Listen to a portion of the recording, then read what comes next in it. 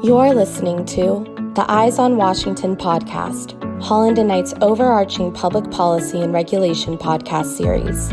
Our public policy and regulation group has an ideal combination of lawyers and lobbyists with a comprehensive understanding of the federal policy and regulatory process. This series will shine a light on the shifting dynamics of governmental entities and the ensuing changes in economic or political policies, laws, and regulations that can have a critical impact on the health and future of your business. Thanks for joining us for another episode of our Eyes on Washington podcast and wasting another perfectly good 20 minutes of time with us. I'm joined here today by Dan Ekstein of Sagac, and we look forward to a good episode today. So Dan, let me kick it to you. Great. Well, Rich, thank you so much. Hello, everybody.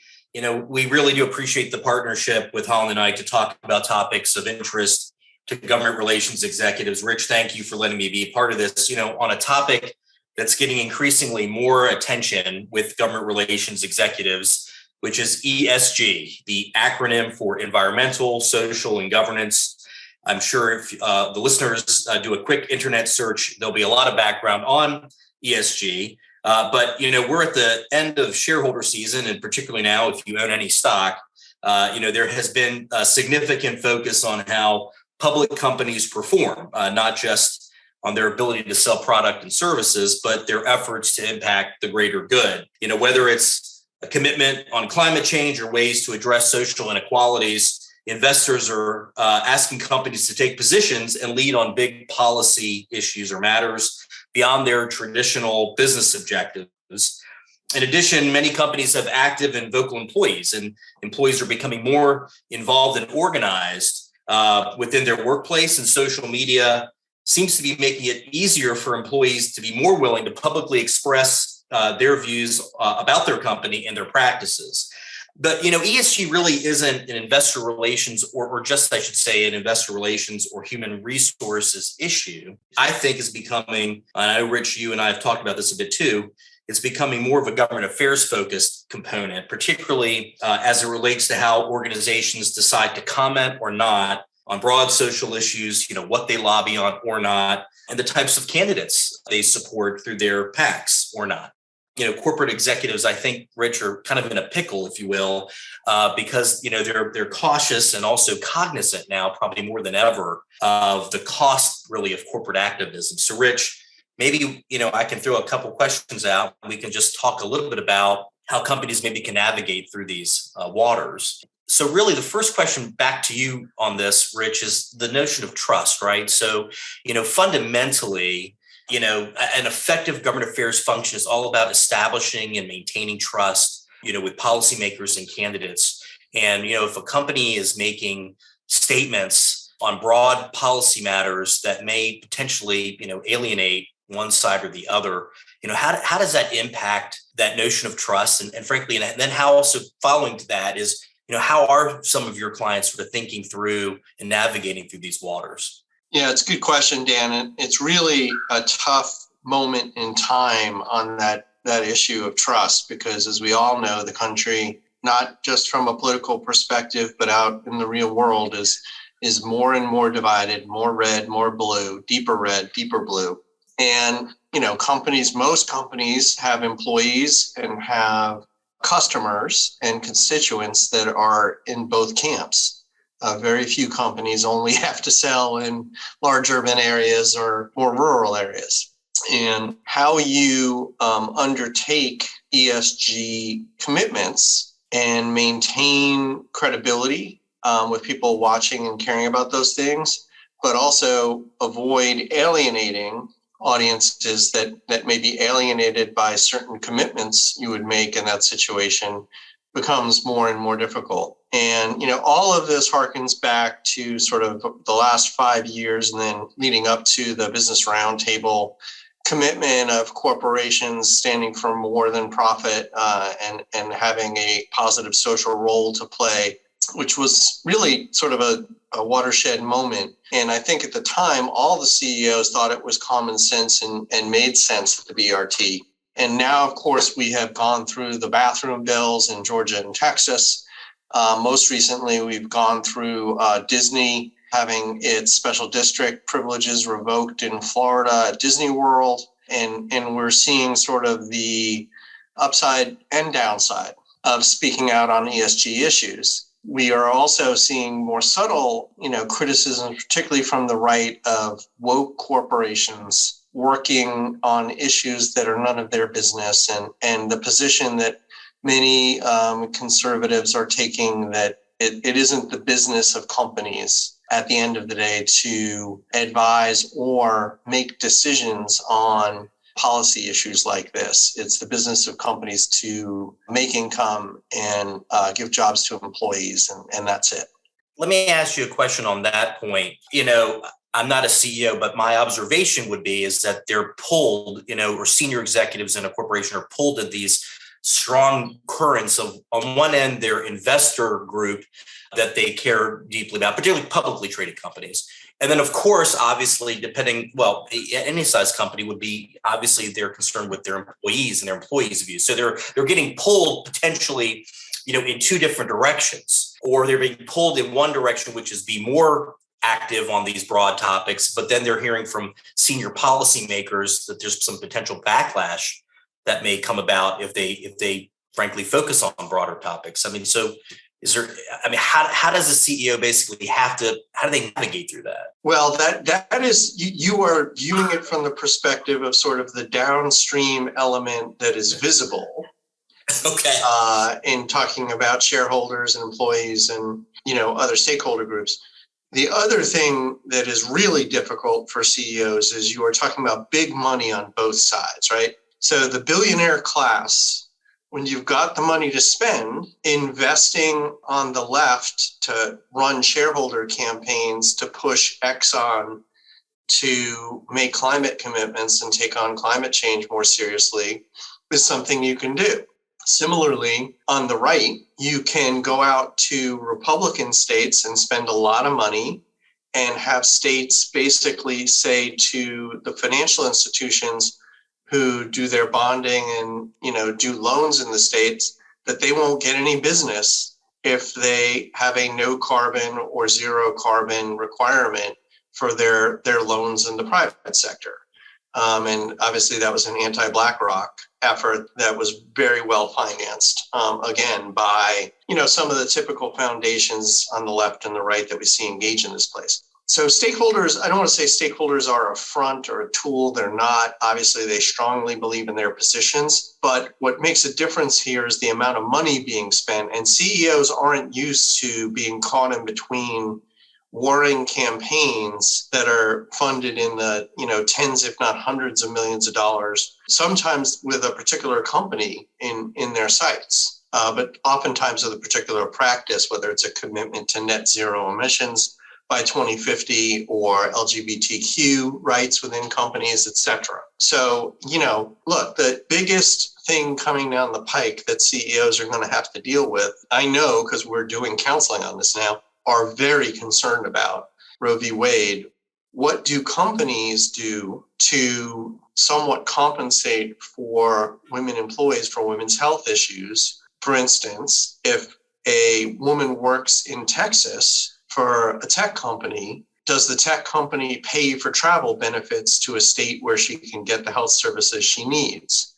And if they do so, are they opening themselves up to criticism from the governor of Texas or other conservative spaces in terms of taking a policy that clearly would be accused of trying to work around, then law of the land? Every company is going to be facing issues like that going forward. And that's just the most obvious one, coming up in the next few weeks. These things seem to be, coming at a pace now of, every couple of months, there's another major issue.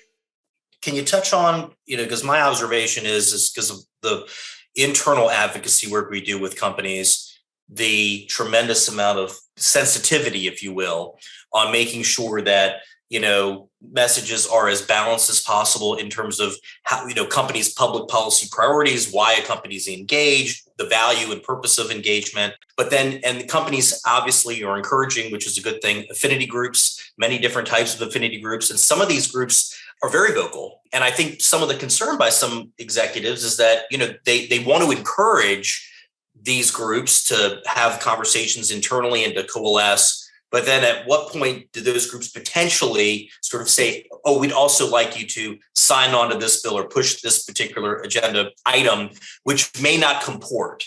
And there are probably not just HR related matters, but there are public policy and political engagement concerns as well for that. And I guess to some extent, sometimes the loudest voices that it may not be the most important issue. So are you seeing any of that in your counseling with some of your clients on how they're dealing with the internal audiences?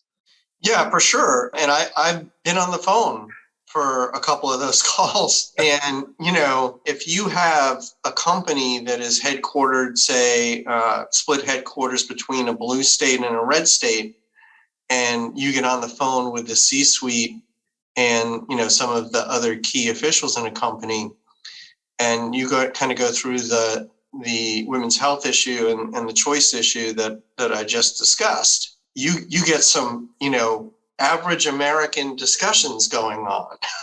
And you certainly would have that when you get down to the worker level at, for instance, a manufacturing company, where you're going to have very diverse views. So I think that what we've been talking to CEOs about is it all has to come back to the business and the bottom line at the end of the day. You're doing things on, for instance, the choice issue. You're making a decision based on we must have the top talent, and we cannot be losing talent because of where our workers are located and what choices a state makes in terms of these women's health issues. We are committed to supporting the women that work at our companies and helping them access the healthcare they need. And that is going to make us a talent magnet, and that is going to make us more successful than our competitors. Similarly, on climate issues, obviously many companies can make the argument that they have developed and are working to implement technologies that are going to be solutions. This is going to help them make money off of the energy transition, and that is why they are committed to climate change. It is about shareholder value. It is about profits. And, if you're connecting it back to the purpose of the corporation, it's much more difficult for somebody to attack you on the progressive side, at least from the right. In terms of advocating for particular legislation based on that, to me, that's always another jump. I mean, different companies decide to advocate on different issues for many reasons, and don't necessarily advocate on issues that they generally support just because they support them. There's got to be prioritization. Every company has the list of the top 3 to 5 things that are the most important things they're advocating on with government right now. And oftentimes that issue is not going to be the top issue. And they're not going to take a stance on a bill where they don't need to because it's not a top priority. So, that second step of not only do I have an opinion, but do I want to voice it to state legislators or Congress or the executive branch is a much, not a much bigger step, but a bigger step. And that is where you really get into what your priorities are and, political risk and all that sort of thing. It seems, but just to kind of pull that string just a little bit more, it seems like the companies don't have the luxury to not talk about those topics inside anymore. It's almost as if they have to develop some structure for the conversation. Not that they'll solve anything, but at least give the opportunity to sort of have opinions voiced in some safe way, if you will, for lack of a better term. I mean, is there anything that you've seen that any of your clients in terms of how they structure the conversation, or are some still trying to figure out their process for that? Yeah, I mean, good question, Dan. And I think that's one of the areas that is changing in real time as we're talking today. The art of the doable 6 to 9 months ago was the C-suite sending out an email, an all employees email saying, we're concerned about this issue, we care about it, and it's something we're going to be engaging in, in the public space. Today, that kind of sort of generic, non-interactive response is not going to cut it if we're talking about abortion and choice or gun control or any of the issues that we see coming down the pike, including the fall elections, which, given everything going on with the January 6th hearings and everything else, could be, incendiary in their wake. So I think people are trying to develop that more interactive communication space with employees to engage in the virtual water cooler talk, not ignore, the 900-pound gorilla sitting on the table, whatever the social issue of the day is with employees, but also not have it be distracting from the core mission of obviously making widgets or whatever the company does. But the reality of where we are today is that people go to work and work is their social network, and they discuss these things within their social network and they come to conclusions. And along the way, they kind of ask, hey, where is, my company on this? Yeah. You mentioned something earlier too, and I know we're running really tight on time. So as we start to think about the wrap up, you mentioned some about big money involved in these sort of shareholder activities. And so what that tells me is that even if a company was to fulfill commitments, the groups that are pushing for certain topics would say, well, wait a minute, then there's something else, right? Because they frankly want to probably keep the lights on after they've claimed victory. So what I imply from that means is this isn't going away. The ESG and other broad topics like this, it may even get noisier as we get towards closer to November and as we move, beyond. So, what's the counsel to a CEO that basically says, wants to throw their hands up and says, I don't want to be involved at all. Like this is it's a no-win situation, and therefore, a blight on both their houses. Any reactions to that?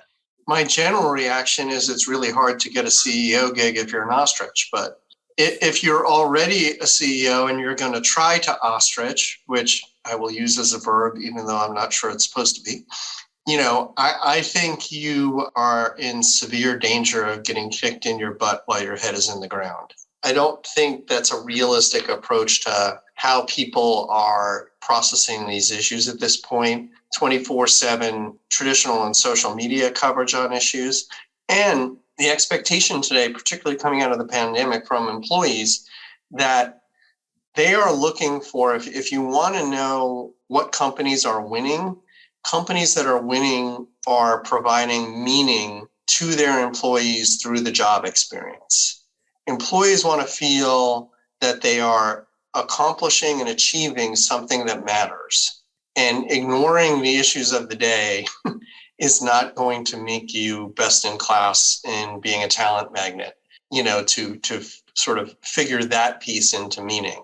You don't have to be a Fortune 500 company that has the same purpose as Habitat for Humanity, but you need to figure out what you stand for, why employees should come to you or people should come and get a job with you. And people have an expectation that you are going to stand for something and not run from saying anything. So let me give you the easy layup as the last question. So is that a win-win then can the company succeed on their public policy objectives and navigate through these waters in terms of sort of these broader social issues? I mean, is it possible to be able to do both successfully? Yeah, absolutely. I think you have to start from the presumption that you're not going to make everybody happy all the time. And just like in the real world as individuals, where on any given day, we're not going to be popular with everyone, that's certainly going to be the case for companies where they're going to have to make some hard decisions sometimes and piss off the left or the right. All that said, it's all about balance, and it's finding that balance between the two such that you are maximizing shareholder value, which at the end of the day still matters most. Rich, this was great. Thank you for the time. Thanks for joining, Dan, and thanks to all of you out there who wasted another perfectly good 20 minutes of time listening to us today. Thank you for listening to the Eyes on Washington podcast, brought to you by Holland & Knight's Public Policy and Regulation Group. For more information on our Public Policy and Regulation Group, please visit hklaw.com/ppr.